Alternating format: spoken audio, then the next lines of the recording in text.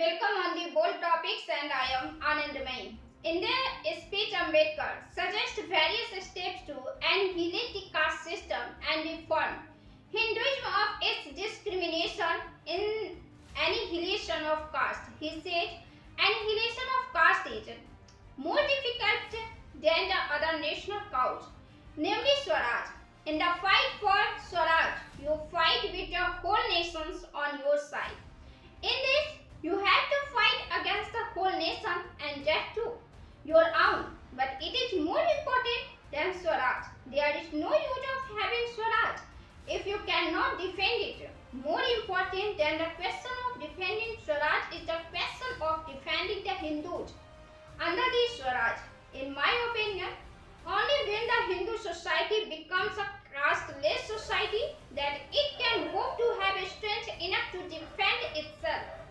Without such internal strength, Swaraj for Hindus may turn out to be only a step towards slavery. Ambedkar argues that because of evil customs, Hindu society was not in a state of efficiency and his efforts must be made to eradicate these evils. Recognizing this fact, the birth of the Indian National Congress was accompanied by the foundation of the Social Conference. Just as the Congress was to struggle for political reorganization of India, the Social Conference would struggle for social reformation of the Hindu society. However, this did not sustain for long. Soon the two bodies become two hostile camps.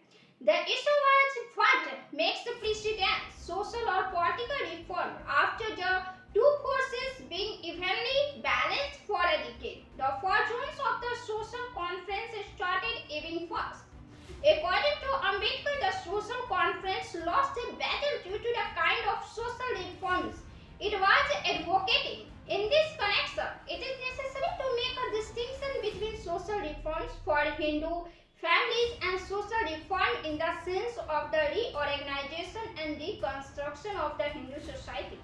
The former has relation to widow, remarriage, child marriage and so on, while the latter relates to the evolution of the caste system. The Social Conference was a body which mainly concerned itself with the reform of the high caste Hindu family. It consisted mostly of enlightened high caste Hindus who did not agitate for the abolition of caste, nor did they have the courage to agitate for the same. They felt quite naturally a greater urge to remove such evils as enforced widowhood, child marriage, etc. Evil which prevailed among them and which were personally felt by them. Ambedkar was critical of the Indian socialists as they ignored the problems arising out of the social order and viewed humans as economic beings. Socialists advocate that man is an economic creature. His activities and aspirations are bound by economic facts. The property is the only source of power.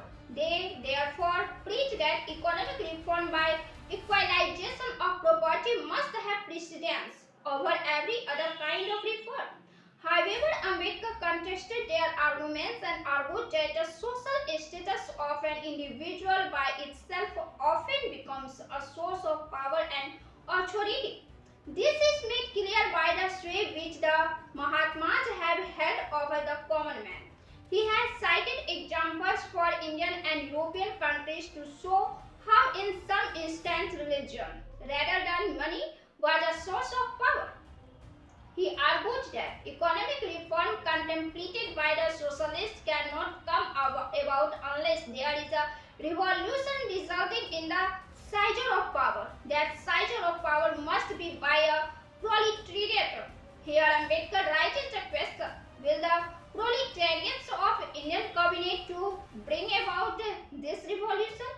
Men will not join in a revolution for the equalization of property unless they know that after the revolution is achieved, they will be treated equally and that there will be no discrimination of caste and creed.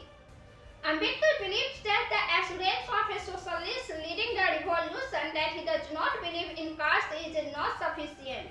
The assurance must proceed from much deeper foundation, namely the mental attitude of the towards one another in their spirit of personal equality and fraternity.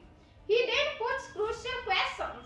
Can it be said that the proletariat of India, poor as it is, recognized no distinction except that of rich and the poor?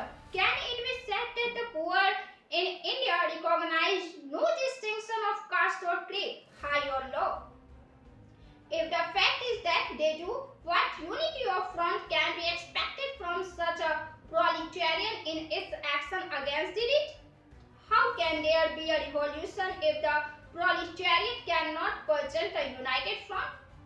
Ambedkar believed that even if by some freak of fortune a revolution did take place and the socialists came to power, they would be completed to deal with the problems created by the social order prevalent in India. Thus, in order to have economic or political reform, the monster of caste had to be killed. What is your opinion about this video? What is your opinion on caste system and what you think about Ambedkar's? Give comment, like